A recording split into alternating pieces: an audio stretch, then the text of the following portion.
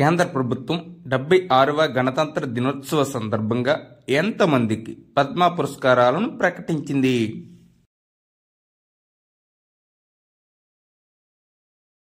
Answer option C 139 మందికి.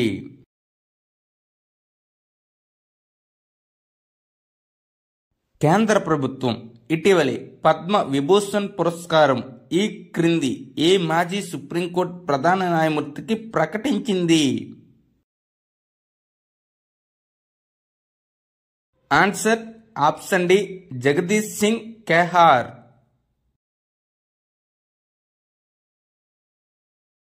Jagadish Singh Khehar 2011 September 13 నుంచి 2017 August 27 వరకు సుప్రీంకోర్టు న్యాయమూర్తిగా సేవలందించారు. 2017 జనవరి 4 నుంచి ఆగస్టు 27 వరకు 44వ సుప్రీంకోర్టు ప్రధాన న్యాయమూర్తిగా పనిచేశారు. సుప్రీంకోర్టు, హైకోర్టు న్యాయమూర్తుల నియామకానికి ఇప్పుడున్న కొలీజియం మంచిదని, నేషనల్ జ్యుడిషియల్ అపాయింట్మెంట్ కమిషన్ అవసరం లేదని తీర్పునిచ్చిన 5 సభ్యుల ధర్మశాసనానికి జస్టిస్ ఖేహార్ నేతృత్వం వహించారు. 99వ రాజ్యాంగ సవరణను రాజ్యాంగ వ్యతిరేకంగా ప్రకటించారు. మనకి క్వశ్చన్ అనేది జగదీష్ సింగ్ ఖేహార్ ఎప్పుడు న్యాయమూర్తిగా పనిచేశారు అనేదైనా అడగవచ్చు, లేదా ఎన్నివ ప్రధాన న్యాయమూర్తిగా పనిచేశారనేదైనా అడగవచ్చు. అదేవిధంగా ఏ రాజ్యాంగ సవరణ వ్యతిరేకంగా ఉన్నదని ప్రకటించారని కూడా అడగవచ్చు. కావున అభ్యర్థులందరూ ప్రతి విషయాన్ని గమనించవలసిందిగా కోరుచున్నాను. మొత్తం ఎంతమంది మహిళలకు పద్మ పురస్కారాలను ఇటీవలే ప్రకటించారు?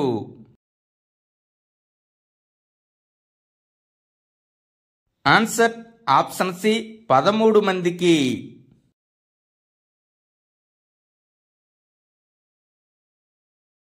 ఈ క్రింది వారిలో ఎవరు మరణాంతరం ఇటీవలే పద్మ విభూషణ్ అవార్డును పొందారు? Answer option C Sharda Sinha.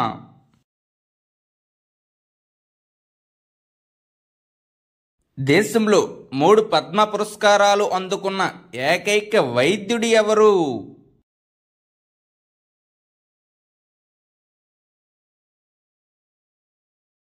Answer option A Duvvuri Nageswara Reddy.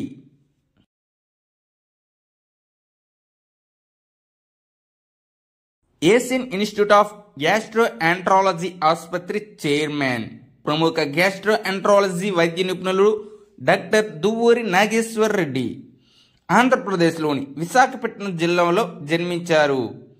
ఇతనికి పద్మశ్రీ 2002లో, పద్మభూషణ్ 2016లో, పద్మవిభూషణ్ 2025లో లభించింది.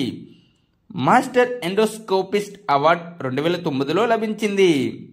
Masters of world gastroenterology organisation award 2013, Rudolf V Schindler award 2021, BC Roy award 1995లో లభించింది. ప్రపంచ ఎండోస్కోపీ ఆర్గనైజేషన్ కి అధ్యక్షుడు అయిన తొలి భారతీయుడు. కేంద్ర ప్రభుత్వం 76వ గణతంత్ర దినోత్సవ సందర్భంగా ఎంతమందికి పద్మ విభూషణ్ పురస్కారాలను ప్రకటించింది? Answer option A 7.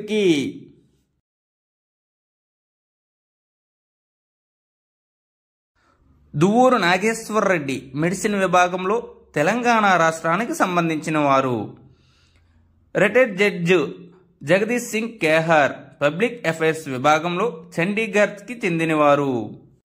Kumudini Rajinikanth Lakhia arts విభాగంలో గుజరాత్ రాష్ట్రానికి చెందినవారు. లక్ష్మీనారాయణ సుబ్రహ్మణ్యం ఆర్ట్స్ విభాగంలో కర్ణాటక రాష్ట్రానికి చెందినవారు. ఎంటి వాసుదేవన్ నాయర్ మరణాంతరం లిటరేచర్ అండ్ ఎడ్యుకేషన్ విభాగంలో కేరళ రాష్ట్రానికి చెందినవారు. ఒసాము సుజుకి మరణాంతరం ట్రేడ్ అండ్ ఇండస్ట్రీ విభాగంలో జపాన్ దేశానికి చెందినవారు. శారదా సిన్హా మరణాంతరం ఆర్ట్స్ విభాగంలో బీహార్ రాష్ట్రానికి చెందినవారు. మనం ఈ 7 పేర్లు తప్పక గుర్తుపెట్టుకోవాలి. అదేవిధంగా ఈ 7లో మరణాంతరం 3 పొందారు. ఈ 3 పేర్లు తప్పక కూడా గుర్తుపెట్టుకోవాలి. వారు ఎవరంటే ఎంటి వాసుదేవన్ నాయర్ కానీ, ఒసాము సుజుకి కానీ, శారదా సిన్హా కానీ. అదేవిధంగా పద్మవిభూషణ్ పొందిన విదేశీయుడు ఎవరంటే ఒసాము సుజుకి. వాళ్ళ విభాగం, అదేవిధంగా వాళ్ళ రాష్ట్రం తప్పక గుర్తుపెట్టుకోవాలి. ఎందుకంటే ప్రజెంట్ క్వశ్చన్స్ అనేవి జతపరచడంలో అడుగుతున్నారు. అక్కడ ఈ రాష్ట్రాలు, ఈ విభాగాలు వారి పేర్లతో జత చేయడం జరుగుతుంది. అదేవిధంగా పద్మవిభూషణ్ అవార్డులు ఏ విభాగంలో ఎక్కువగా వచ్చాయి అంటే ఆర్ట్స్ విభాగం, అంటే కళలు. మొత్తం ఎంతమంది విదేశీయులకు పద్మ పురస్కారాలు ఇటీవలే ప్రకటించారు?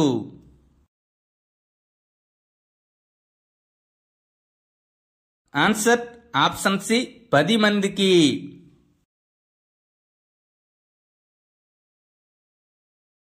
ఆ 10 మంది పేర్లు ఒక్కసారి చూడండి. ఒసాము సుజుకి మరణాంతరం వాణిజ్యం మరియు పరిశ్రమ విభాగంలో జపాన్ దేశానికి చెందినవారు. ఇతనికి పద్మవిభూషణ్ అవార్డు లభించింది. Shri Vinod Ram science and engineering విభాగంలో యునైటెడ్ స్టేట్స్ ఆఫ్ అమెరికాకు చెందినవారు. పద్మభూషణ్ అవార్డు లభించింది. 10 మంది విదేశీయుల్లో ఒక పద్మవిభూషణ్, ఒక పద్మభూషణ్ అవార్డు లభించింది.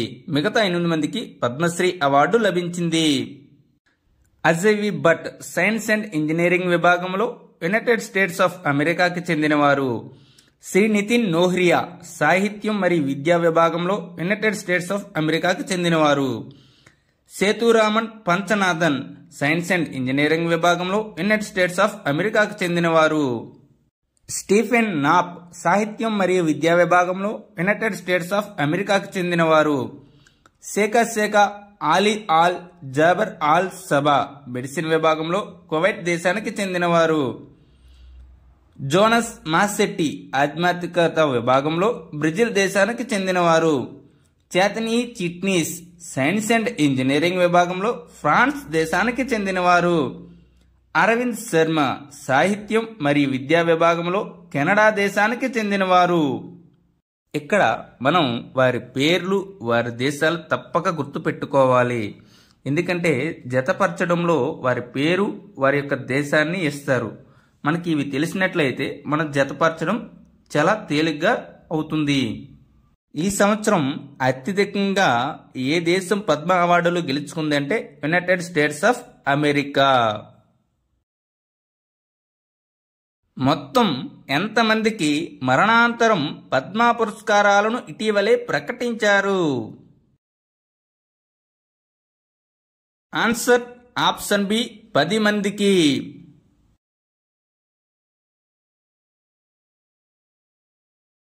కేంద్ర ప్రభుత్వం 76వ గణతంత్ర దినోత్సవ సందర్భంగా ఆంధ్రప్రదేశ్, తెలంగాణ రాష్ట్రాల నుండి ఎంతమందికి పద్మ పురస్కారాలను ప్రకటించారు?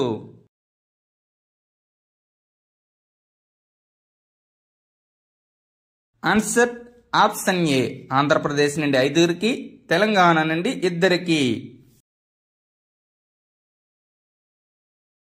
ఆంధ్రప్రదేశ్ నుండి 5 వారు ఎవరంటే శ్రీ నందమూరి బాలకృష్ణ కళల విభాగంలో పద్మభూషణ్ అవార్డును పొందారు. కెఎల్ కృష్ణ సాహిత్యం మరియు విద్యా విభాగంలో పద్మశ్రీ అవార్డు పొందారు. మాడుగుల నాగపని శర్మ కళల విభాగంలో పద్మశ్రీ అవార్డు పొందారు. మిరియాల అప్పారావు మరణాంతరం కళల విభాగంలో పద్మశ్రీ అవార్డును పొందారు.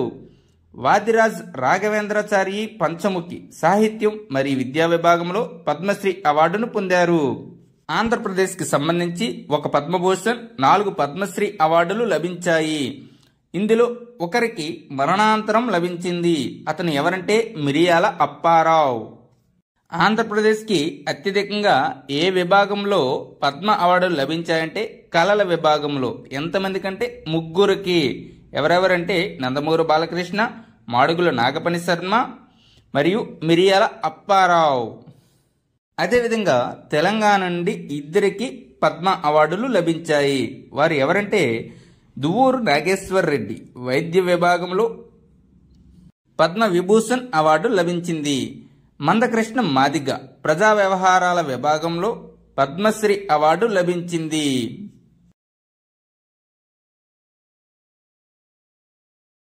ఇటీవలి కేంద్రం ప్రకటించిన 139 పద్మ అవార్డుల్లో ఏ రాష్ట్రం అత్యధికంగా గెలుచుకుంది?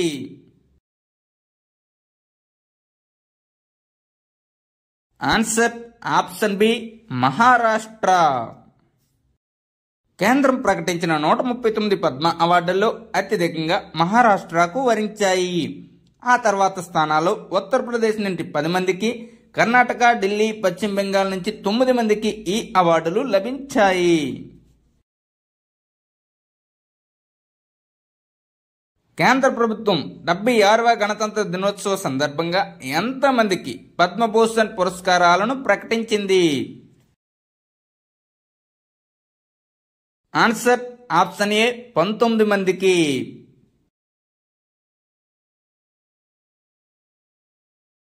ఈ 19 మంది యొక్క పేర్లు, వారి యొక్క విభాగాలు, వారి యొక్క రాష్ట్రాలు గుర్తుపెట్టుకుంటే మనకు పేపర్ ఎంత టఫ్గా వచ్చినా మనం ఆన్సర్ చేయడానికి వీలు అవుతుంది. ఏ సూర్యప్రకాష్ సాహిత్యం మరియు విద్య జర్నలిజం విభాగంలో కర్ణాటక రాష్ట్రానికి చెందినవారు. శ్రీ అనంతనాగ్ ఆర్ట్స్ విభాగంలో కర్ణాటక రాష్ట్రానికి చెందినవారు. బిబేక్ దేబ్రాయ్ మరణాంతరం సాహిత్యం మరియు విద్యా విభాగంలో ఢిల్లీకి చెందినవారు.